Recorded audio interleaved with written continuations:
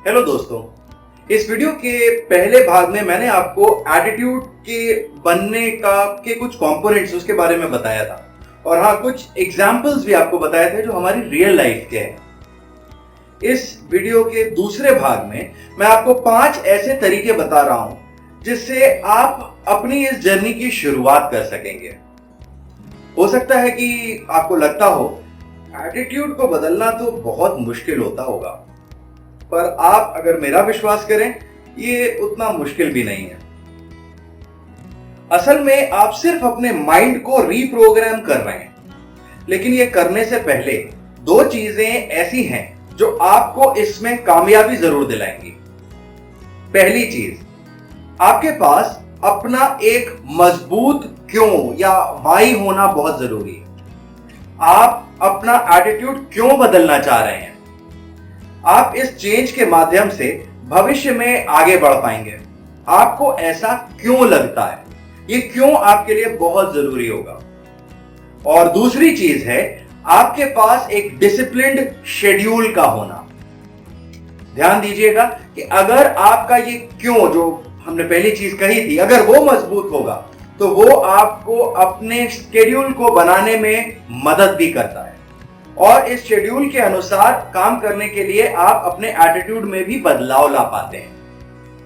University college London की एक health psychology की शोधकर्ता हैं फिलिपा लैली, जिन्होंने 96 लोगों के 12 हफ्ते तक परीक्षण किए और उसके बाद उन्होंने ये ढूंढा कि अगर आप किसी व्यवहार को ऑटोमेटिक बनाना चाहते हैं तो आपको कम से कम 66 दिनों तक उसको रिपीट करना जरूरी होता है। मैं भी आपको अपने एटीट्यूड को बदलने के लिए इतने समय का प्रयोग जरूर करने की सलाह दूंगा। अपने एटीट्यूड को बदलने के लिए पहला तरीका है, आप हमेशा एक उद्देश्य को लेकर ही काम करें। जब भी आप कोई काम शुरू करने जा रहे होते हैं तो उस समय उसे अपने जो जीवन का लक्ष्य आपने रखा है अपने लिए, उससे जोड़ें और फिर डिसाइड करें कि क्या ये करने से आप अपने उस गोल के पास पहुंच रहे हैं या उस गोल की ओर बढ़ना शुरू हो रहे हैं। अपना समय और एनर्जी आपको उन चीजों पर ही देनी चाहिए या लगानी चाहिए जो आपके लिए इंपॉर्टेंट होती है। इसका एक उदाहरण है, आज इतवार है और आज आपने अपने बच्चों के साथ कुछ आप बैठे हुए हैं और डिस्कशन कर रहे हैं।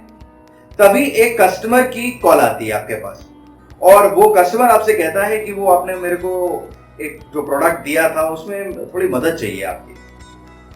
आप अपने बच्चों के साथ उनके जीवन के गोल्स पे डिस्कशन कर रहे हैं, बातचीत कर रहे थे। अब आपका एटीट्यूड आपके व्यवहार को या आपके बिहेवियर को निर्धारित करता है। क्या आप अपने कस्टमर को पहले मदद करेंगे या फिर आप अपने बच्चों से जो आपका डिस्कशन चल रहा था उसको पहले पूरा करेंगे और उसके बाद कस्टमर की मदद करेंगे?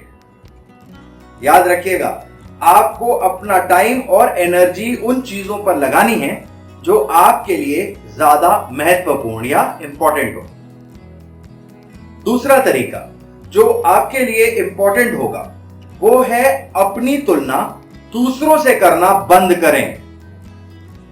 अक्सर जब आप खुद को दूसरों से कंपेयर कर रहे होते हैं, आपको लगता है यार मैं ना उतना अच्छा नहीं हूं जितना अच्छा वो है। याद रखें, आप वो हैं जो आप खुद हैं। अपनी तुलना आपको सिर्फ अपने उस बेहतर अपने आप से करनी चाहिए जो आप एक्चुअल में बनना चाहते हैं।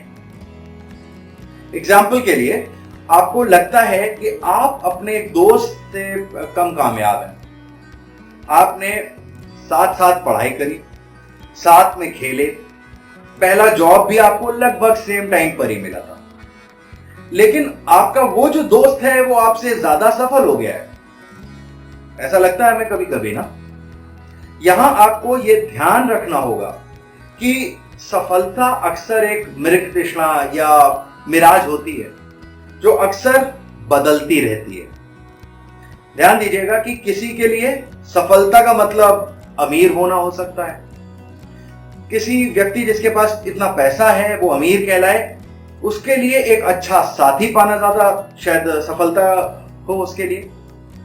किसी और के लिए जिसके पास एक अच्छा साथी भी मौजूद है, कोई और चीज शायद सफलता उसके लिए हो। इसलिए आप दूसरों की जगह खुद को सिर्फ अपने उस बेहतर आप से कंपेयर करें, तब आप सफलता की ओर बढ़ सकेंगे। एटीट्यूड को बदलने का तीसरा तरीका होता है जो भगवान श्री कृष्ण ने भगवत गीता में कहा था, कर्म करो, फल की इच्छा मत रखो। फल की इच्छा रखना एक इंसानी प्रवृत्ति है, लेकिन यह ध्यान रखना भी जरूरी है कि इसका जुनून की हद तक बढ़ जाना आपके एटीट्यूड को नेगेटिव दिशा में लेके जाता है और इससे काफी हद तक आपको स्ट्रेस का सामना करना पड़ता है। अपने एटीट्यूड को पॉजिटिव बनाने के लिए आप अपने जो भी आप डिसीजंस ले रहे हैं या जो आप एक्शंस कर रहे हैं, उन सबको उस रिजल्ट की ओर ध्यान रख के ही करें। लेकिन आपको ठीक वही रिजल्ट ना भी मिले तो उस पर आपको क्रोध या झल्लाहट ये नहीं होनी चाहिए। इसकी जगह उन वजहों को समझें जिस वजह से आप अपने टारगेट तक नहीं पहुंच सके और आगे के लिए उनमें सुधार करना चाहिए आपको। इसका एक एग्जाम्पल हो सकता है, आपने अपनी पत्नी को एक सोने की चेन देने के लिए कुछ पैसे, कुछ रुपए इकट्ठा किए थे जो वो चाहती थी खरीदना। आपने ये रुपए बचाने के लिए बहुत मेहनत करी है। अचानक आपकी माताजी की तबीयत खराब हो जाती है और जो डॉक्टर हैं वो आपको कहते हैं कि आपकी माताजी की सर्जरी करनी पड़ेगी। लेकिन अभी आपके पास सिर्फ वही रुपए हैं जो आपने अपनी पत्नी को गिफ्ट देने के लिए या वो सोने की चेन देने के लिए जमा किए थे। अब आप क्या कर्म करेंगे या क्या एक्शन लेंगे? अगर आपने अपने उन रुपयों का अपनी माताजी की सर्जरी के लिए उपयोग कर लिया जो आपने अपनी पत्नी की चेन के लिए रखे थे और आपको इसका कहीं जरा सा भी बुरा लगा, तो ये आपके व्यवहार में नजर आ जाएगा। लेकिन अगर आप जो भी हम लोगों ने बात करी गीता के उस उपदेश के अनुरूप आपने काम किया है, तो आपका एटीट्यूड पॉजिटिव रहेगा। अगर आप अपने माइंड या मन को कंट्रोल करेंगे तो आप अपने व्यवहार या बिहेवियर को भी सही तरीके से कंट्रोल कर पाएंगे। एटीट्यूड को बदलने का चौथा तरीका होता है कि आप दूसरों के साथ विनम्र रहें या फिर पोलाइट बन के रहें और उनकी लिमिटेशंस के लिए उन्हें क्षमा करें। अगर आप अपना व्यवहार को विनम्र बनाए रखेंगे और आप सामने वाले से खुलकर बातचीत भी करेंगे, ये भविष्य में आपके लिए बहुत से और द्वार खोल सकता है। अक्सर ये भी देखा जाता है कि लोग इसीलिए शिकायत करते हैं क्योंकि उनका कोई टीम मेंबर किसी दूसरे डिपार्टमेंट का कोई मेंबर है, वो सही से काम नहीं कर पा रहा है। अब सही से काम नहीं कर पा रहे हैं का क्या मतलब है? कोई एक काम है जिसे लेकर जो आपका विजन है और जो उस सामने वाले बंदे का विजन है वो अलग है। याद रखिएगा, हम सब अलग अलग लोग हैं जो एक दूसरे से बहुत मायनों में, बहुत चीजों में अलग होते हैं। हो सकता है कि उस व्यक्ति का या टीम मेंबर का भी कोई विजन हो जो किसी दूसरी ऐसी चीज पे हो जिस पे आपका विजन अलग हो।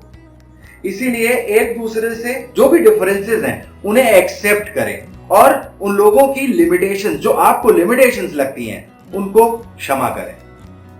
यह करने से आपको भी और आपके आसपास के लोगों को, दोनों को आपके एटीट्यूड में साफ बदलाव नजर आएगा।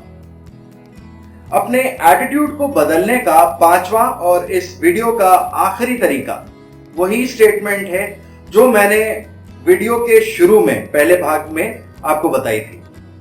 योर एटीट्यूड और ग्रैटिट्यूड डिटरमिन्स योर ऑल्टीट्यूड। आप अंग्रेजी के एक फ्रेज थैंक यू, इसका अक्सर प्रयोग करना शुरू कर दें।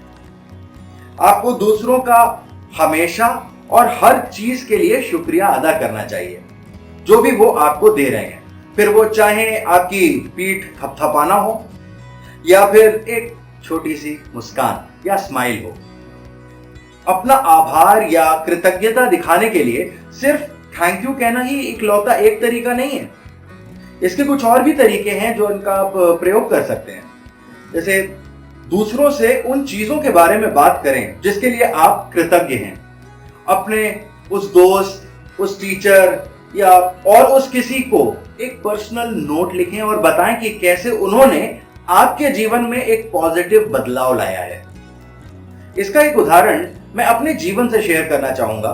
जब मैं एक बूढ़ी महिला से हॉस्पिटल में मिला था, मैं अपने एक बीमार दोस्त से मिलने हॉस्पिटल गया। अब जब तक वो डॉक्टर्स मेरे दोस्त का चेकअप कर रहे थे, तब तक मैंने वो जो बूढ़ी महिला वहां पे थी उनसे बातचीत करना शुरू किया। उनके पास शिकायत के लिए कितनी सारी चीजें हो सकती थी, लेकिन उन्होंने सुबह खिड़की के बाहर 2 चिड़ियों के बारे में मुझे बताया, जो उस पेड़ पर सुबह सुबह चहचहा कर उन्हें उठाती हैं। वो उन चिड़ियों का उनके आकर्षक रंगों और सुबह की चहचहाहट के लिए अपना ग्रैटिट्यूड दे रही थी। ये वीडियो आपको अपने एटीट्यूड को बदलने की ओर आगे बढ़ने के लिए एक प्रयास है। वीडियोस देखते रहें, इनसे सीखते रहें और आगे भी बढ़ते रहें। अगले वीडियो तक के लिए नमस्ते।